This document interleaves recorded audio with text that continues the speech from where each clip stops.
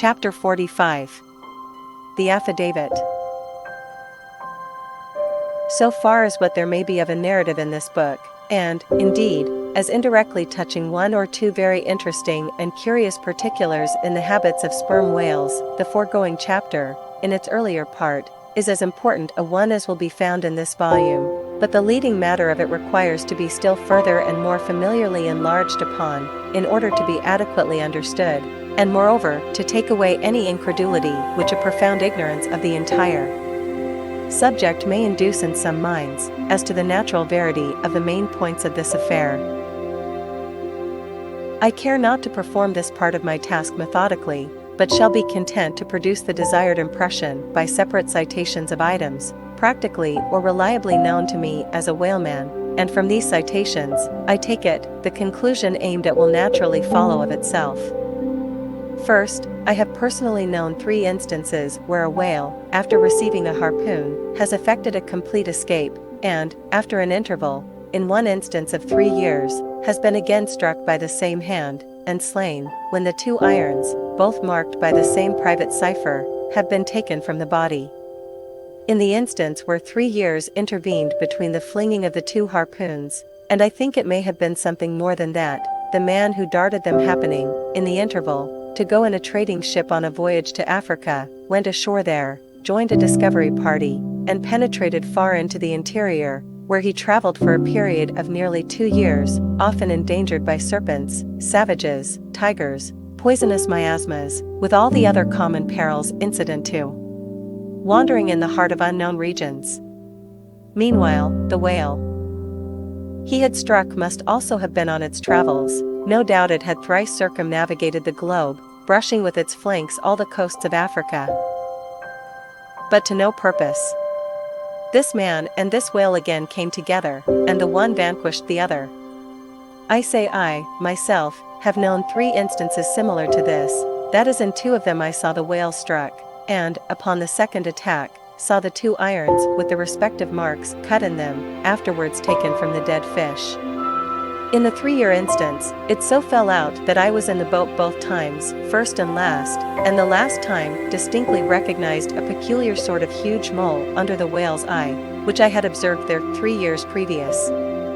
I say 3 years, but I am pretty sure it was more than that. Here are 3 instances, then, which I personally know the truth of, but I have heard of many other instances from persons whose veracity in the matter there is no good ground to impeach.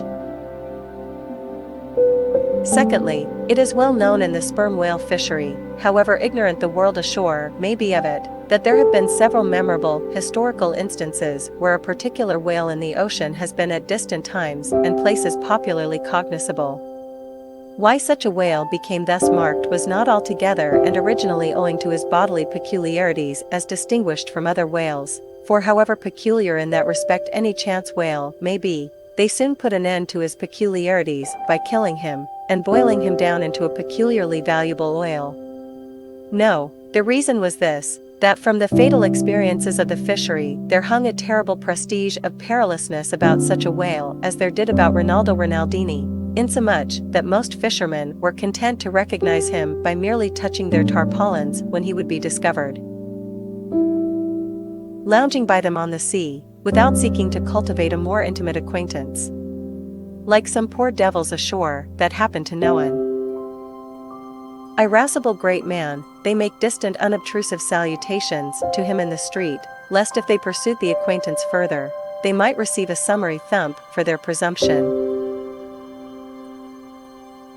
But not only did each of these famous whales enjoy great individual celebrity, nay, you may call it an ocean-wide renown, not only was he famous in life and now is immortal in forecastle stories after death, but he was admitted into all the rights, privileges, and distinctions of a name, had as much a name indeed as Cambyses or Caesar.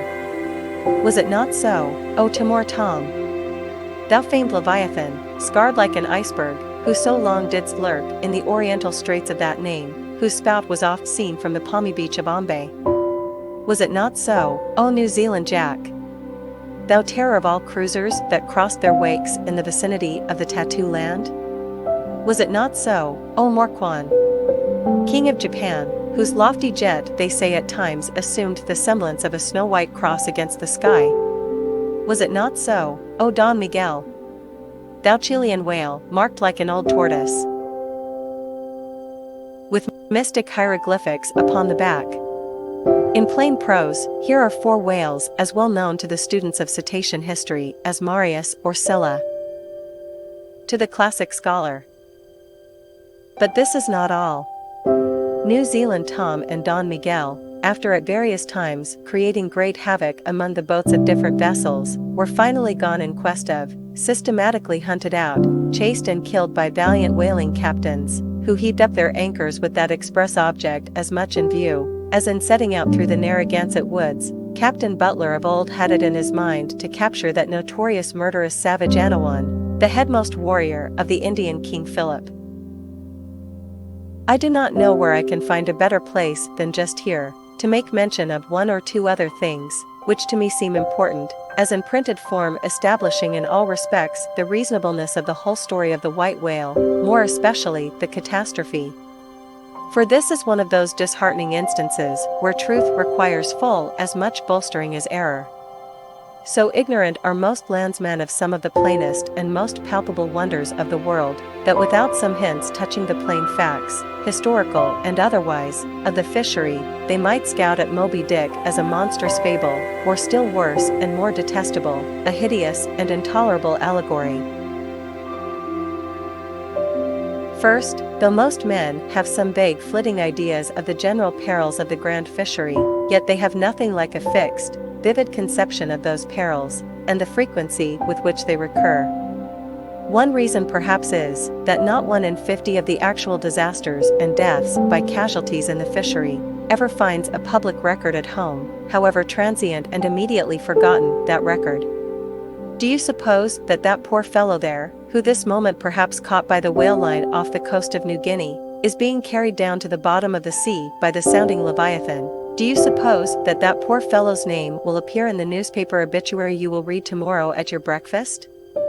No, because the mails are very irregular between here and New Guinea.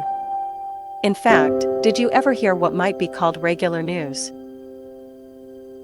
Direct or indirect from New Guinea? Yet I tell you that upon one particular voyage which I made to the Pacific, among many others we spoke 30 different ships, every one of which had had a death by a whale, some of them more than 1, and 3 that had each lost a boat's crew. For God's sake, be economical with your lamps and candles.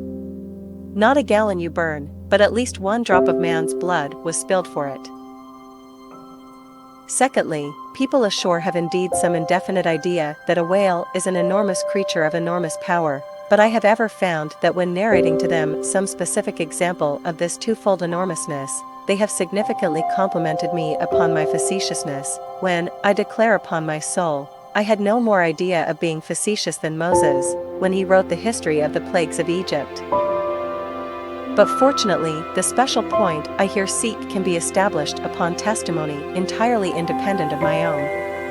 That point is this: the sperm whale is in some cases sufficiently powerful, knowing, and judiciously malicious, as with direct forethought to stave in, utterly destroy, and sink a large ship, and what is more, the sperm whale has done it. First, in the year 1820 the ship Essex, Captain Pollard, of Nantucket, was cruising in the Pacific Ocean. One day she saw spouts, lowered her boats, and gave chase to a shoal of sperm whales. Ere long, several of the whales were wounded, when, suddenly, a very large whale escaping from the boats, issued from the shoal, and bore directly down upon the ship. Dashing his forehead against her hull, he so stove her in, that in less than 10 minutes she settled down and fell over.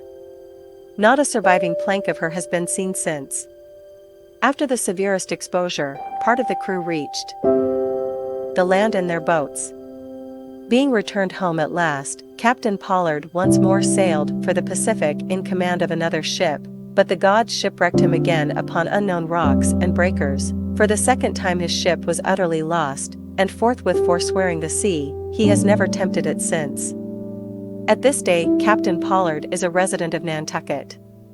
I have seen Owen Chase, who was chief mate of the Essex at the time of the tragedy. I have read his plain and faithful narrative, I have conversed with his son, and all this within a few miles of the scene of the catastrophe. The following are extracts from Chase's narrative. Every fact seemed to warrant me in concluding that it was anything but chance which directed his operations. He made several attacks upon the ship, at a short interval between them, both of which, according to their direction, were calculated to do us the most injury, by being made ahead, and thereby combining the speed of the two objects for the shock, to effect which, the exact maneuvers which he made were necessary. His aspect was most horrible, and such as indicated resentment and fury. He came directly from the shoal which we had just before entered, and in which we had struck 3 of his companions, as if fired with revenge for their sufferings. Again, at all events, the whole circumstances taken together, all happening before my own eyes, and producing, at the time, impressions in my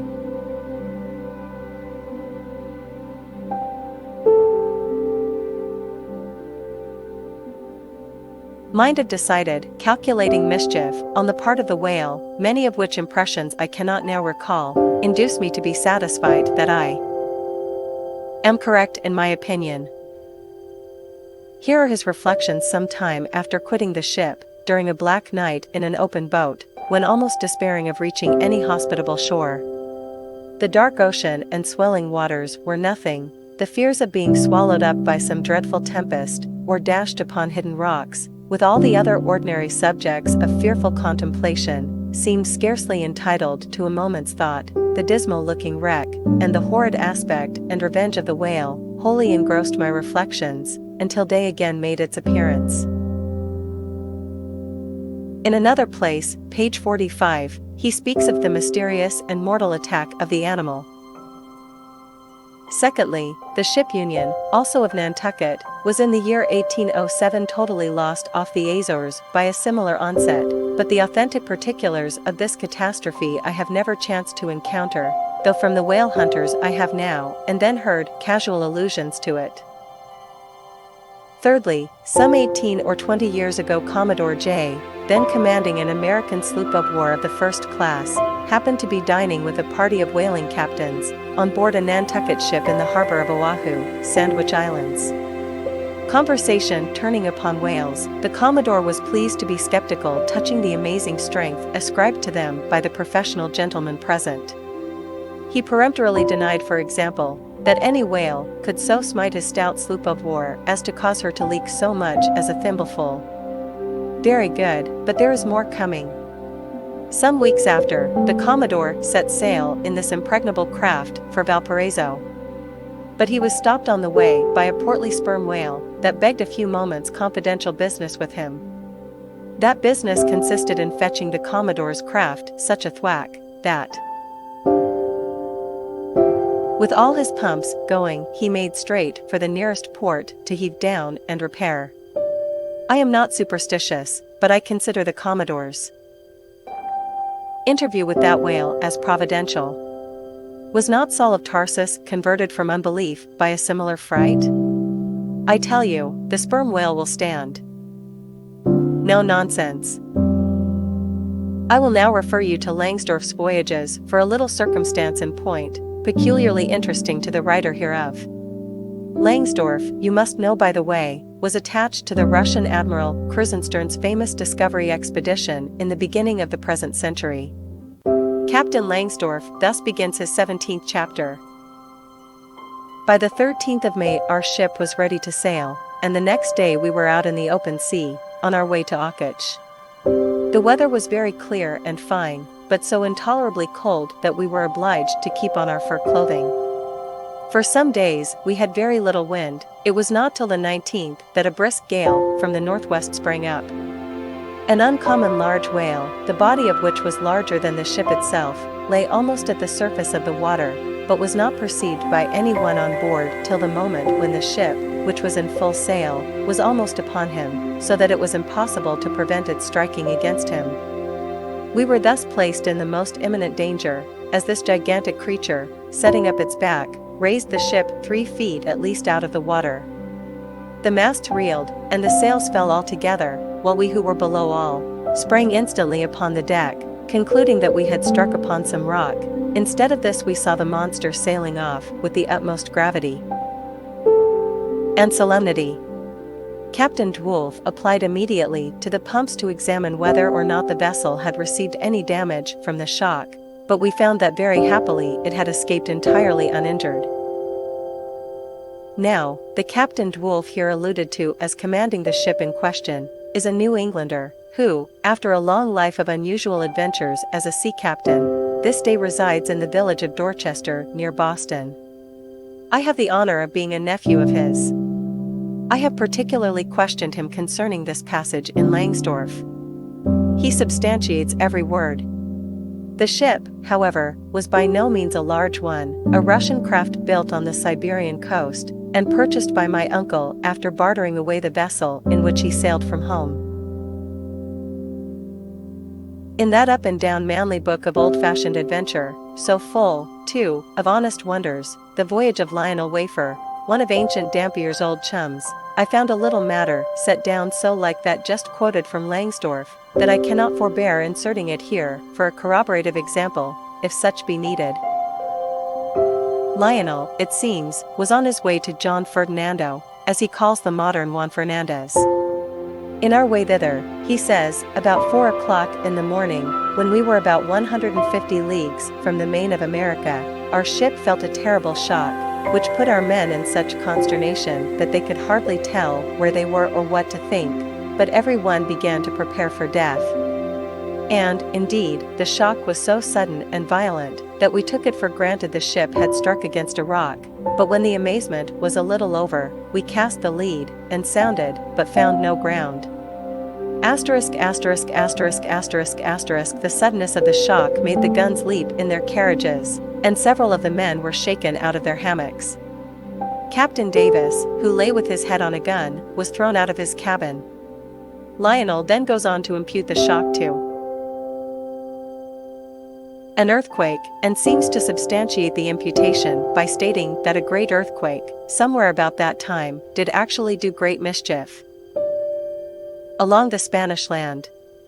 But I should not much wonder if, in the darkness of that early hour of the morning, the shock was after all caused by an unseen whale vertically bumping the hull from beneath. I might proceed with several more examples, one way or another known to me, of the great power and malice at times of the sperm whale. In more than one instance, he has been known, not only to chase the assailing boats back to their ships, but to pursue the ship itself, and long withstand all the lances hurled at him from its decks. The English ship Pusey Hall can tell a story on that head, and, as for his strength, let me say, that there have been examples where the lines attached to a running sperm whale have, in a calm, been transferred to the ship, and secured there, the whale towing her great hull through the water, as a horse walks off with a cart. Again, it is very often observed that, if the sperm whale, once struck, is allowed time to rally, he then acts, not so often with blind rage, as with willful, deliberate designs of destruction to his pursuers, nor is it without conveying some eloquent indication of his character, that upon being attacked he will frequently open his mouth, and retain it in that dread expansion for several consecutive minutes. But I must be content with only one more and a concluding illustration, a remarkable and most significant one, by which you will not fail to see that not only is the most marvelous event in this book corroborated by plain facts of the present day, but that these marvels, like all marvels, are mere repetitions of the ages, so that for the millionth time we say Amen with Solomon, verily there is nothing new under the sun. In the 6th Christian century lived Procopius, a Christian magistrate of Constantinople, in the days when Justinian was emperor and Belisarius general. As many know, he wrote the history of his own times, a work every way of uncommon value. By the best authorities, he has always been considered a most trustworthy and unexaggerating historian, except in some one or two particulars, not at all affecting the matter presently to be mentioned. Now, in this history of his, Procopius mentions that, during the term of his prefecture at Constantinople, a great sea monster was captured in the neighboring Propontis, or Sea of Marmora, after having destroyed vessels at intervals in those waters for a period of more than 50 years. A fact thus set down in substantial history cannot easily be gainsaid. Nor is there any reason it should be. Of what precise species this sea monster was, is not mentioned. But as he destroyed ships, as well as for other reasons, he must have been a whale, and I am strongly inclined to think a sperm whale. And I will tell you why. For a long time I fancied that the sperm whale had been always unknown in the Mediterranean and the deep waters connecting with it. Even now I am certain that those seas are not, and perhaps never can be, in the present constitution of things, a place for his habitual gregarious resort. But further investigations have recently proved to me that in modern times there have been isolated instances of the presence of the sperm whale in the Mediterranean. I am told, on good authority, that on the Barbary coast, a Commodore Davis of the British Navy found the skeleton of a sperm whale. Now, as a vessel of war readily passes through the Dardanelles, hence a sperm whale could, by the same route, pass out of the Mediterranean into the Propontis. In the Propontis, as far as I can learn, none of that peculiar substance called brit is to be found, the aliment of the right whale. But I have every reason to believe that the food of the sperm whale, squid or cuttlefish, lurks at the bottom of that sea, because large creatures, but by no means the largest of that sort, have been found at its surface. If, then, you properly put these statements together, and reason upon them a bit, you will clearly perceive that, according to all human reasoning, Procopius's sea monster, that for half a century stove the ships of a Roman emperor, must in all probability have been a sperm whale.